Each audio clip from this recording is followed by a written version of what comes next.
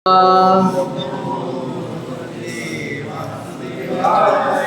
नमो भगवते वासुदेवाय। ओम नमो भगवते वासुदेवाय।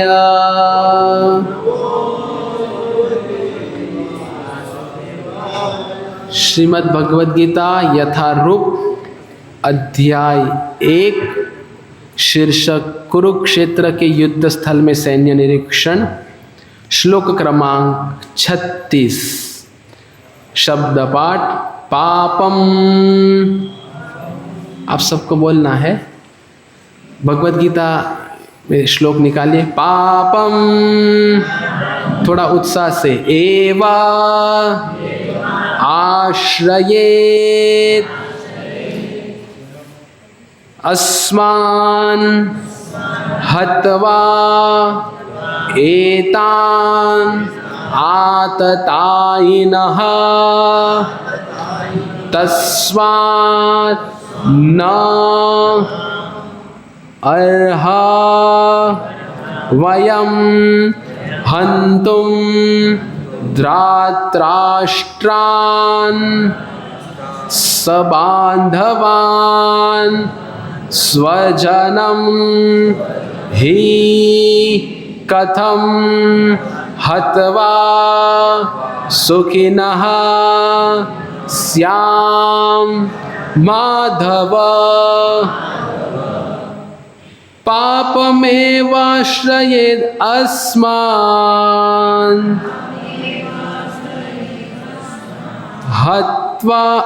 हत्वेतानाततायिनः तस्मानर्हा वयं हन्तुं धृतराष्ट्रान् सबान्धवान् स्वजनं हि कथं हत्वा सुखिनः स्याम माधव।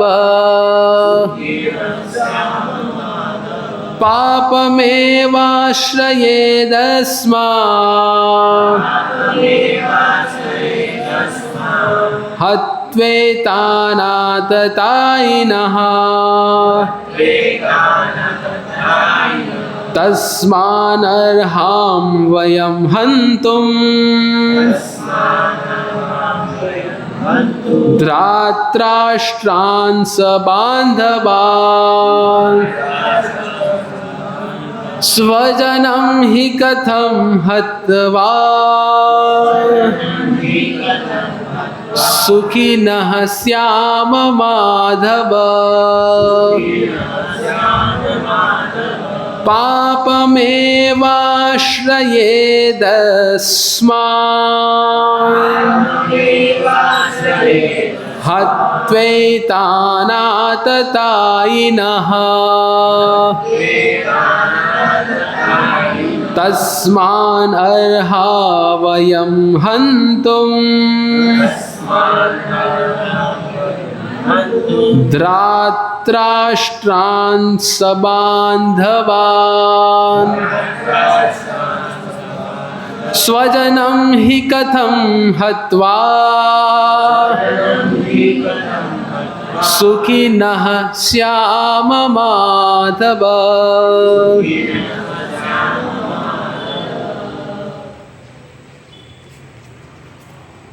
शिवाजी।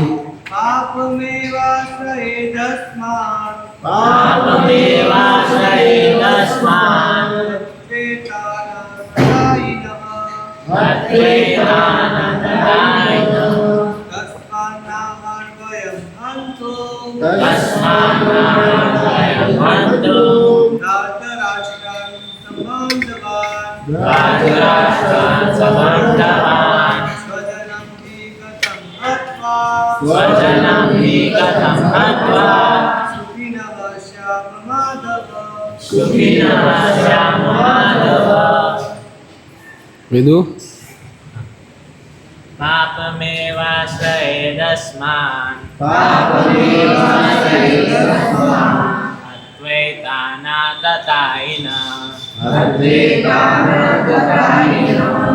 तस्मान्नर्हं वयं हन्तुं द्राष्ट्राश्वान् सबन्धवान् स्वजनं हि कथं हत्वा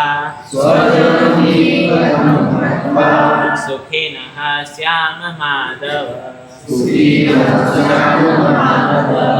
माता जी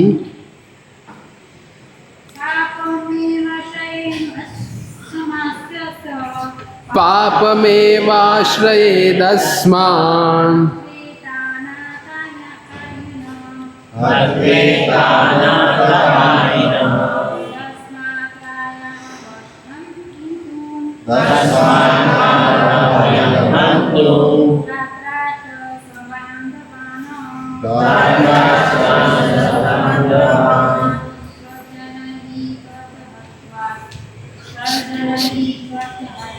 स्वजनं हि कथं हत्वा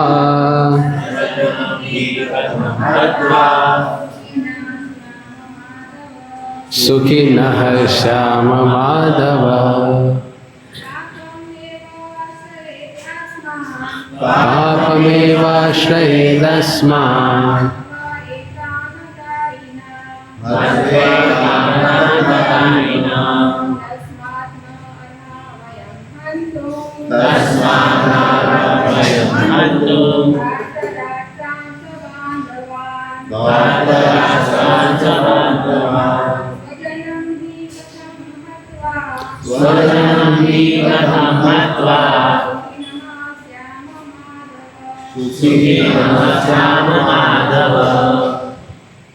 शब्द सार अनुवाद एवं तात्पर्य। कृष्ण कृपा मूर्ति अभय चरणारविंद भक्तिवेदांत स्वामी श्रील प्रभुपाद के द्वारा इस्कॉन के संस्थापक आचार्य। माता जी थोड़ा आगे आ जाइए तो पीछे जो आएंगे उनको स्थान मिले। पापम पाप एव निश्चय ही आश्रयेत लगेगा अस्मान हमको हत्वा मारकर एतान इन सब आततायिनः आतताई को तस्मात् अतः न कभी नहीं अर्हा योग्य वयम हम हंतुम मारने के लिए धृतराष्ट्रान धृतराष्ट्र के पुत्रों को सबांधवान उनके मित्रों सहित स्वजनम कुटुंबियों को ही निश्चय ही कथम कैसे हत्वा मारकर सुखिनः सुखी श्याम हम होंगे माधव हे लक्ष्मीपति कृष्ण। अनुवाद अभी आप सब ध्यान से सुनिए। यदि हम ऐसे आतताइयों का वध करते हैं तो हम पर पाप चढ़ेगा, अतः यह उचित नहीं होगा कि हम धृतराष्ट्र के पुत्रों तथा उनके मित्रों का वध करें। हे लक्ष्मीपति कृष्ण, इससे हमें क्या लाभ होगा और अपने ही कुटुंबियों को मारकर हम किस प्रकार सुखी अपने ही कुटुंबियों को मारकर हम किस प्रकार सुखी हो सकते हैं। ओम अज्ञानतिमिरन्धस्य ज्ञानाञ्जनशलाकया चक्षुरुन्मीलितं येन तस्मै श्रीगुरवे नमः। श्रीचैतन्यमनोभीष्टं स्थापितं येन भूतले स्वयं रूप कदा मह्यं ददाति स्वपदान्तिकं वन्देऽहं श्रीगुरो श्रीयुतापदकमलं श्रीगुरुन् वैष्णवांश्च श्रीरूपं साग्रजातं सहगणा रघुनाथान्वितं त्वं सजीवं साद्वैतं सावधूतं परिजनसहितं कृष्णचैतन्यदेवं श्रीराधा कृष्णपादान् सहगणा ललिता श्रीविशाखान्वितांश्च श्रीकृष्णचैतन्य प्रभुनित्यानन्द श्री अद्वैत गदाधर श्रीवासदि गौरभक्तवृंद हरे कृष्ण कृष्ण कृष्ण हरे हरे हरे राम राम राम हरे हरे हरे कृष्ण कृष्ण कृष्ण हरे हरे हरे राम राम राम हरे हरे हरे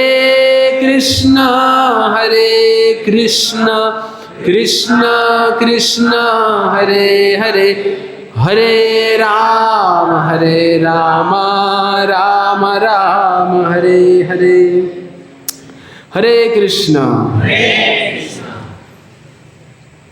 आप सभी आमंत्रित हैं हमारे प्रति बुधवार के श्रीमद् भगवद गीता के इस सत्र में। हम प्रारंभ किए हैं अध्याय 1 भगवद गीता, शीर्षक कुरुक्षेत्र के युद्ध स्थल पे सैन्य निरीक्षण, जिनमें हमने आज तक देखा कि अर्जुन युद्ध करने के लिए मना कह रहे हैं। मैं युद्ध नहीं करूंगा 5 कारणों की वजह से। 5 कारण अर्जुन प्रस्तुत करते हैं युद्ध न करने के। वो 5 कारण में से 27वें श्लोक से लेके 30वें श्लोक तक हमने पहला कारण देखा। कौन सा? दया। अर्जुन को दया आ गई। क्यों? क्योंकि अर्जुन ने भगवान से कहा सेनयोर उभयोर मध्य रथम स्थापय में अच्युत, कि हे भगवान मेरा रथ दोनों सेनाओं की मध्य में रखिए। ये भगवान की ही योजना थी कि अर्जुन मोह में जाए। अर्जुन वास्तव में शास्त्रों को जानते थे, तो कोई गुंजाइश नहीं थी कि अर्जुन ना समझे। पर हम जैसे कलयुग के गुजरात में रहने वाले, नवसारी में रहने वाले, जलालपुर में रहने वाले, कालियावाड़ी में रहने वाले, एरू 4 रास्ता पे रहने वाले और स्टेशन रोड रहने वाले, हरे कृष्ण मार्ग में रहने वाले, वीरांजलि मार्ग में रहने वाले और जो भी, तो हम लोग को भगवद गीता का ज्ञान हो, इसीलिए भगवान अर्जुन को निमित्त बनाते हैं। और अर्जुन को कहते हैं, पिछले श्लोक में भगवान कहे कि निमित्त मात्रेण भव सव्यसाची, कि ये सब लोग जिनको आप ना कह रहे हो मारने के लिए, ये सब लोग पहले से मरे हुए हैं। आप अगर नहीं भी मारोगे तो भी ये मरे हुए हैं, क्योंकि इन्होंने अधर्म का पक्ष लिया हुआ है और उनका मरना निश्चित है। पर ये श्रेय मैं आपको देना चाहता हूं, इसीलिए कृपया आप इस कार्य में क्या बने? निमित्त बने। निमित्त मात्रेण भव सव्यसाची, मैं आपको निमित्त बनाना चाहता हूं। तो 27वें श्लोक से लेकर 30वें श्लोक तक अर्जुन दया प्रस्तुत करते हैं। ये कारण बताते हैं कि दया है, इसलिए मैं युद्ध नहीं करूंगा। फिर हमने श्लोकों की श्रृंखला देखी। 31वें श्लोक से लेके हमने 35वें श्लोक तक देखा। कि अर्जुन दूसरा कारण प्रस्तुत करते हैं, क्या? कि मैं अगर इन सब की हत्या कर भी देता हूं तो इससे क्या प्राप्त होगा? इसका उदाहरण हमने लिया था, क्या? कि मानो अर्जुन कह रहे कि मैं मानो युद्ध जीत जाता हूं, मुझे राज्य मिल भी जाएगा, पर राज्य में कोई रहेगा ही नहीं, क्योंकि युद्ध के पश्चात सबकी मृत्यु हो जाएगी, तो कोई रहेगा ही नहीं, तो मैं राज्य भोग के क्या करूंगा? किसके साथ में बात करूंगा? किसके साथ में मैं सुख का आदान प्रदान कर पाऊंगा? कई बार क्या होता है, जब अपने लोग होते हैं तो उनके साथ हम खुशी बांटना चाहते हैं, है कि नहीं? कभी हम ऐसा जाते हैं, चलो मैं अकेला चला घूमने के लिए, ऐसा होता है? नहीं होता। हम क्या कहते हैं, चलो साथ में घूमने जाते हैं। क्यों? क्योंकि एक वट पड़ता है ना। कई बार हम जब जाते हैं तो क्या सब साथ में लेके जाते हैं कि लोगों को भी लगना चाहिए कि भाई मैं भी कौन से खेत की मूली हूँ, क्या गाजर हूँ या ककड़ी हूँ, जो भी। तो इसीलिए सब साथ में चाहे। तो अर्जुन कहे कि अगर सबकी मृत्यु हो जाएगी, कोई रहेगा ही नहीं, तो ये राज्य का क्या फायदा? तो फिर पिछले श्लोक में हमने दो मुद्दे को चर्चा की कि जब तक हम हमारी इंद्रिय को संतुष्ट करते हुए रहेंगे तब तक हम इस संसार में सुख का आनंद नहीं ले पाएंगे। किया हमने ये चर्चा?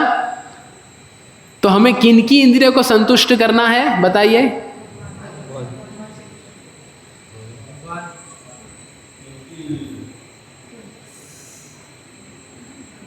श्लोक में क्या कह रहे हैं? किनकी इंद्रियों को संतुष्ट करना है?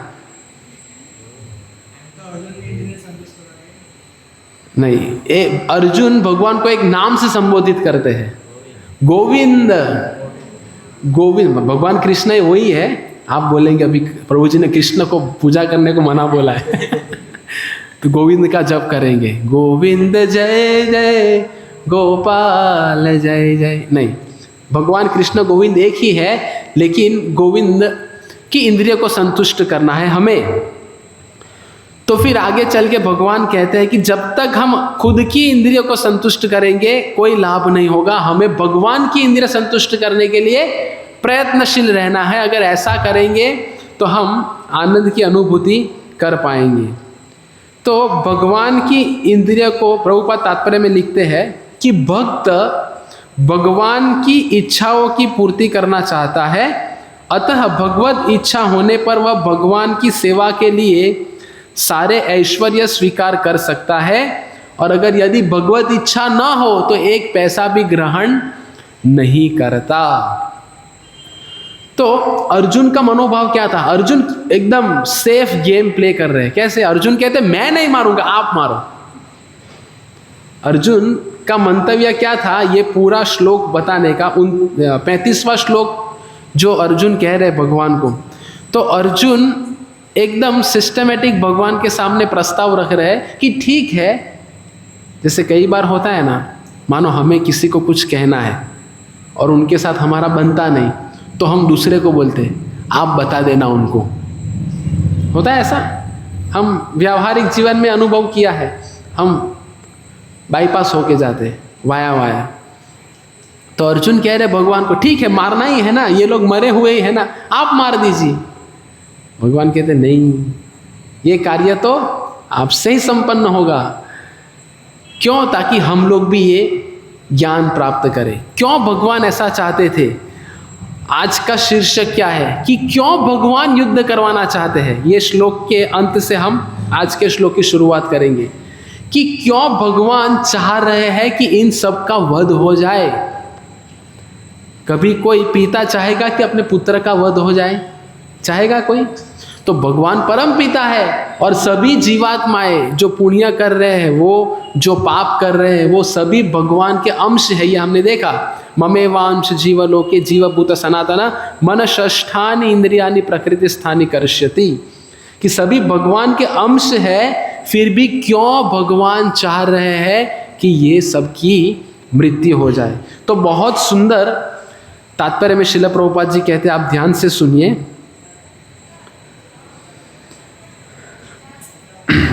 यह तो भगवान की योजना थी कि सबका वध हो।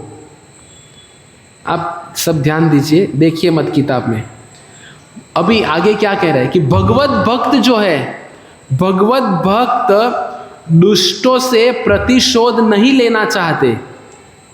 तो अर्जुन के गुण का बखान कर रहे भगवान कि अर्जुन एक भगवान के भक्त है और भक्त का एक स्वभाव है कि दया दिखाना सभी जीवात्माओं के प्रति। तो एक भगवत भक्त का गुण है कि वो कभी दूसरों को हानि पहुंचाना नहीं चाहता। तो भगवत भक्त कभी प्रतिशोध लेना नहीं चाहते, किंतु क्या, भगवान दुष्टों द्वारा भक्त के उत्पीड़न को सहन नहीं कर पाते। भगवान किसी व्यक्ति को अपनी इच्छा से क्षमा कर सकते हैं, किंतु यदि कोई उनके भक्तों को हानि पहुंचाता है तो वे उसे क्षमा नहीं करते। इसीलिए भगवान इन दुराचारियों का वध करने के लिए उद्यत थे, यद्यपि अर्जुन उन्हें क्षमा करना चाहते थे। समझ रहे आप लोग? देखो परिस्थिति का क्या अवलोकन हो रहा है इधर। भगवत भक्त कभी दुष्टों से प्रतिशोध नहीं लेते, तो भगवान भी कभी इन सबको मारना नहीं चाहते। लेकिन क्या कह रहे हैं भगवान? ये कह रहे हैं कि अगर भगवान के भक्तों को अगर कोई हानि पहुंचाते हैं तो भगवान ऐसे दुष्टों को कभी क्षमा नहीं करते। समझ रहे आप लोग? हरि नाम अपराधे तारे हरि नाम, तुम स्थान अपराधे नाही परित्राण। बहुत सुंदर इस भजन में कह रहे क्या? तोम स्थान अपराधे। तोम स्थान मतलब भगवान को कह रहे। हरिस्थान मतलब भगवान। हरिस्थान अपराधे तारे हरि नाम। समझने के लिए सरल है क्या? हरिस्थान अपराध तारे हरि नाम। अगर भगवान के प्रति कुछ अपराध हो जाए तो हरि नाम लेते हैं ना हम, हरे कृष्ण कृष्ण कृष्ण हरे हरे, हरे राम राम राम हरे हरे। भगवान के प्रति किए गए अपराध हरि नाम से माफ हो जाते हैं। लेकिन इस भजन में क्या कह रहे हैं? तोम स्थान अपराधे नाही परित्राण। जब भगवत भक्तों के प्रति अपराध होता है तो उनको कोई क्षमा नहीं, जब तक वो भक्त क्षमा ना करे। तो भगवान भी उन्हें क्षमा नहीं कर सकते। भगवान कुछ नहीं कर सकते। अगर भगवत भक्त किसी को माफ नहीं करे तो भगवान भी माफ नहीं करते उनको। इसीलिए हमारा प्रयत्न क्या होना चाहिए कि हम भक्तों का अपराध ना करें। कई बार क्या होता है, हम भक्तों के समुदाय में रहते, बर्तन साथ में आते तो टकराते हैं, आवाज आती है। तो ऐसे ही भक्तों के संग में आएंगे तो आवाज आती है। आवाज किसकी आती है? मतभेद की आवाजें आती है। तो उसमें हम बोलते है बहुत देख ले तेरे जैसे, अब तक 56 बहारा फिर दिखाता हूं, ऐसे करते हैं लोग। तो एक बार भगवान के प्रति अपराध हरि नाम से माफ हो जाते। इसका मतलब ये नहीं कि भगवान के प्रति अपराध करते रहे, पर सतर्क ये रहना है कि भगवान के भक्तों के प्रति अपराध ना हो जाए। इसलिए तात्पर्य में भगवान कहते हैं कि अगर कोई भगवत भक्त के प्रति अपराध करते हैं तो उन्हें भगवान क्षमा नहीं करते। तो क्यों भगवान इन सबको मारना चाहते? बताइए।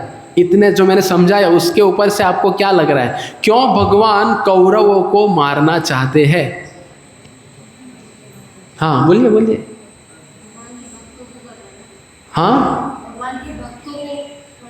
हाँ, इनमें भगवान के भक्त कौन है? पांडव।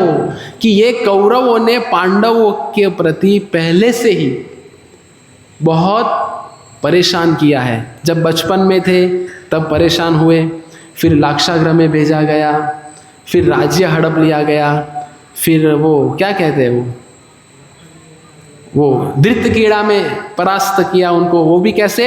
छल से। भांजे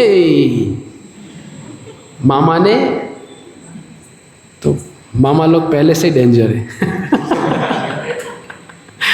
तो ऐसे धृत क्रीड़ा में परास्त कर दिया गया, छल से किया ना। फिर द्रौपदी का वस्त्र हरण हुआ, वनवास दिया गया, अज्ञातवास दिया गया। तो पहले से ही पांडवों को कौरवों द्वारा परेशानी हुई, इसीलिए भगवान ने नक्की कर दिया था कि मेरे भक्त को अगर कोई परेशान करता है तो फिर महाभारत होना ही होना है। तो फिर ये श्लोक में क्या कह रहे हैं, बहुत सुंदर, कि आज का जो श्लोक है उनमें भगवान कह रहे हैं कि आतताइयों का वध करना चाहिए। अभी आतताई मतलब क्या? आतताई कौन है?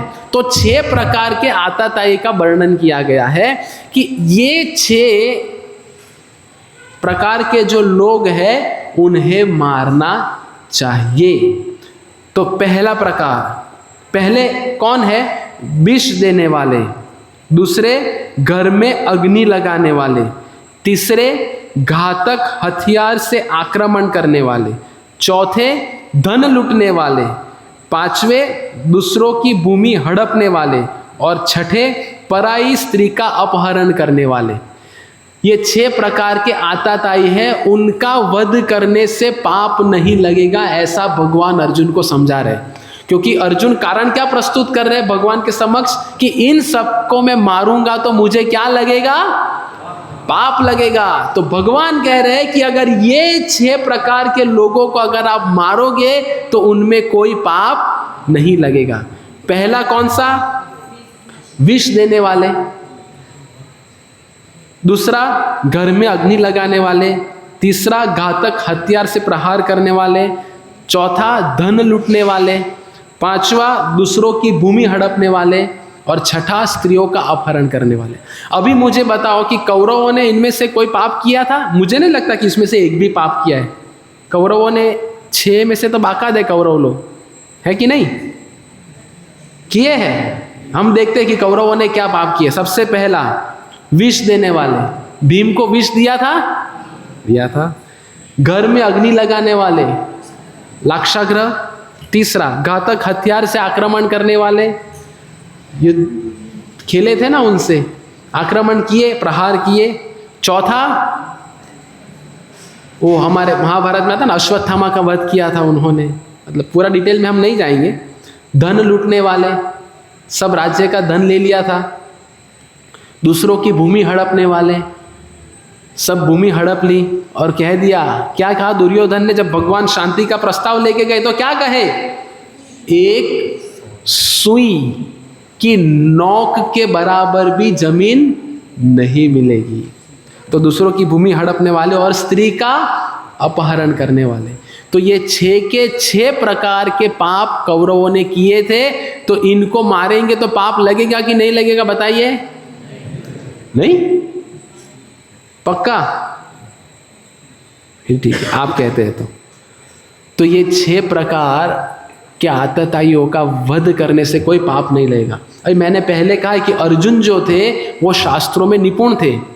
तो अर्जुन भगवान से कह रहे हैं कि ठीक है, आप जो बता रहे हो ये 6 आतताइयों के बारे में, तो ये आप अर्थशास्त्र के दृष्टिकोण से बता रहे हो, पर धर्मशास्त्र ये कहता है कि अगर ये 6 प्रकार के आतताई अपने ही स्वजन, अपने ही मित्र, अपने ही परिवार वाले रहेंगे तो उन्हें नहीं मारना चाहिए।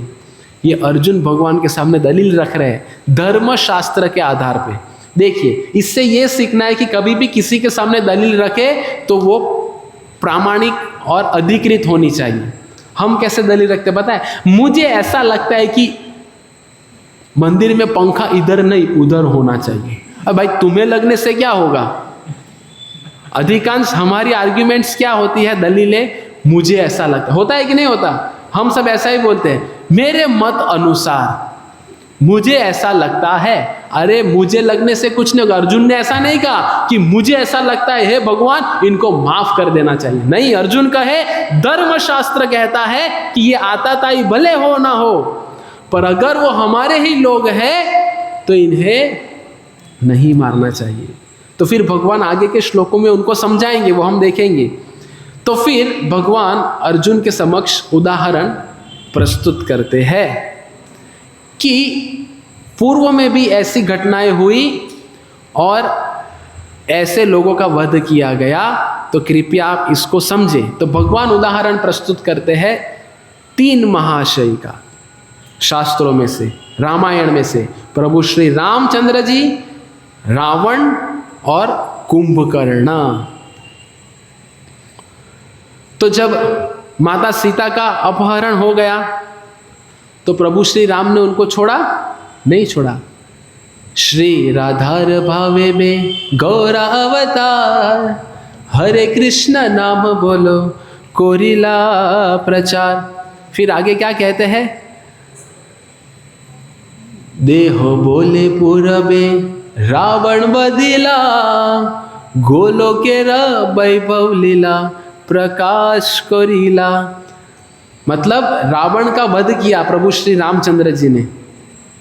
क्यों रावण का वध किया? क्योंकि रावण जो था वो एक आताताई में से आते हैं, क्योंकि दूसरों की स्त्री का अपहरण कर लिया था। तो रावण का भी वध प्रभु श्री रामचंद्र जी ने किया। ऐसा सब बता के अर्जुन को समझा रहे भगवान।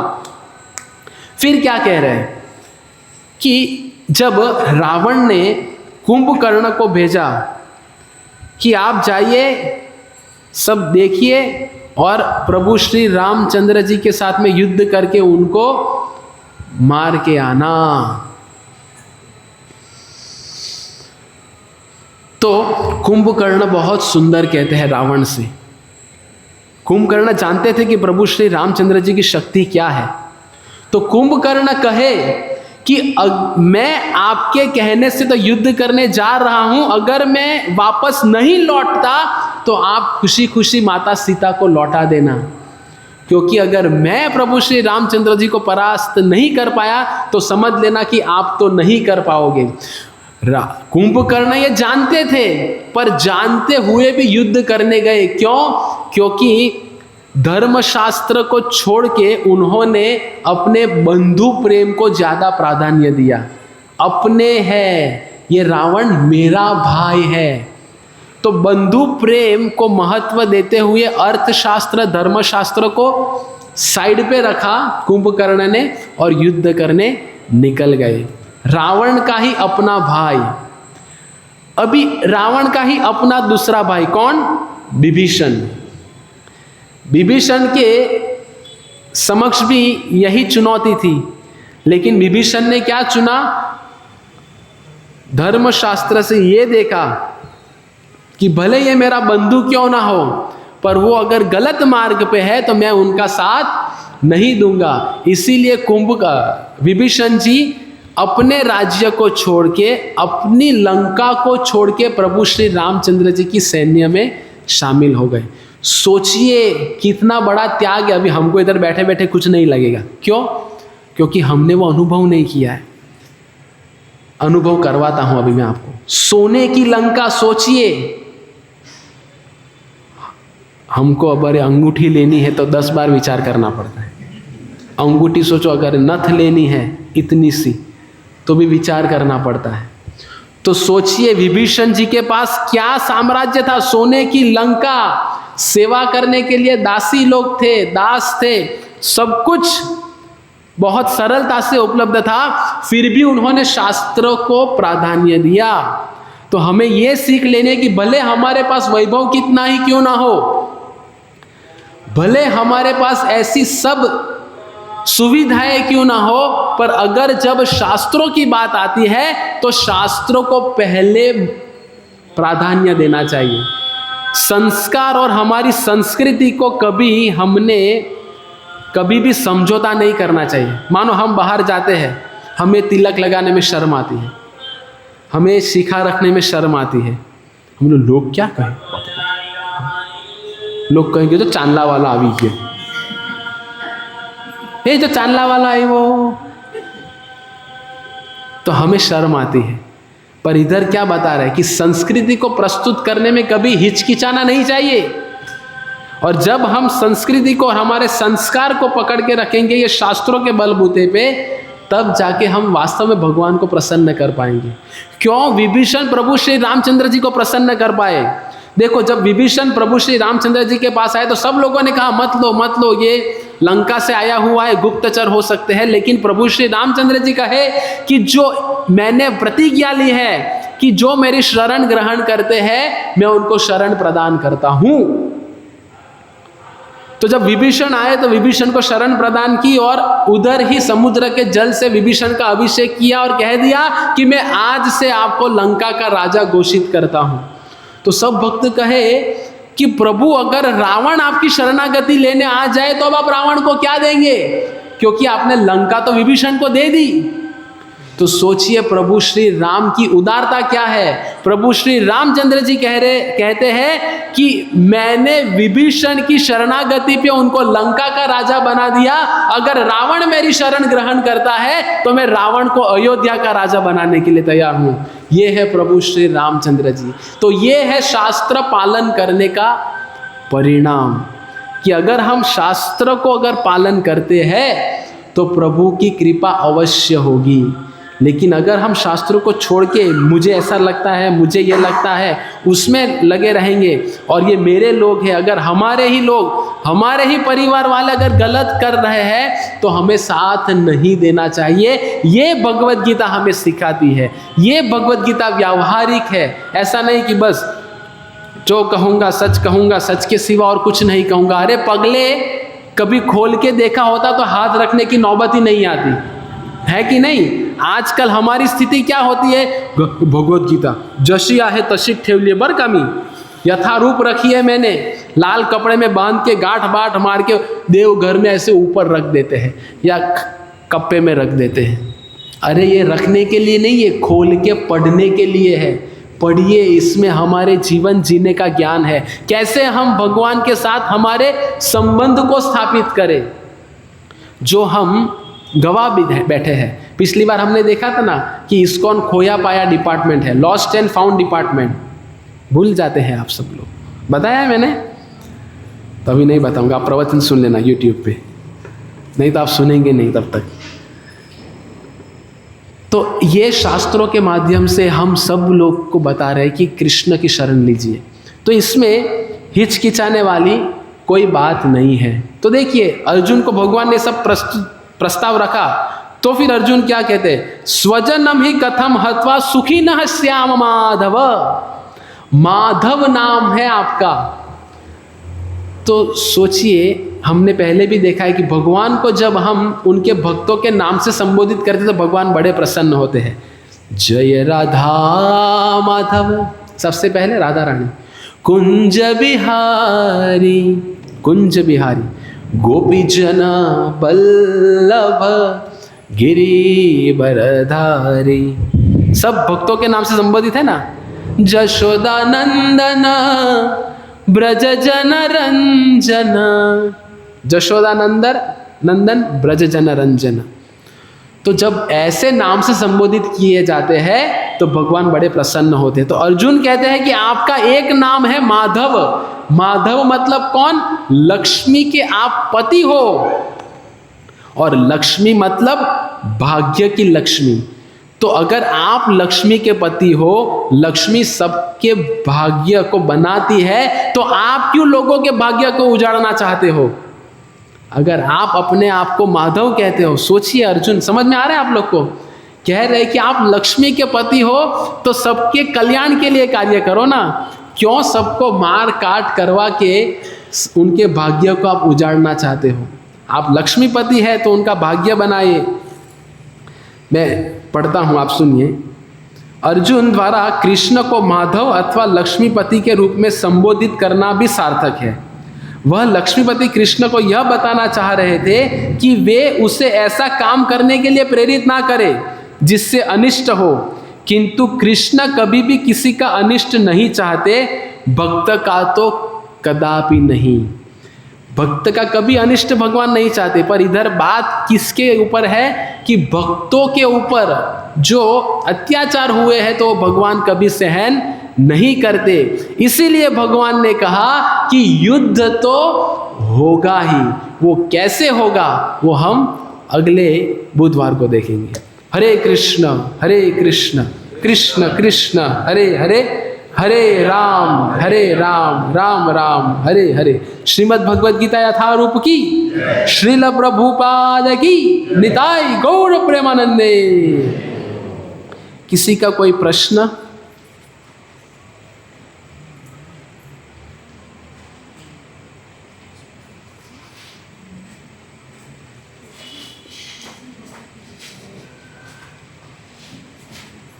नहीं तो हम ग्रुप में पहले कह चुके हैं कि हम हरे कृष्ण महामंत्र का एक जप करेंगे सब साथ में, जिससे हमें समझे कि संग में जप करने का क्या लाभ होता है।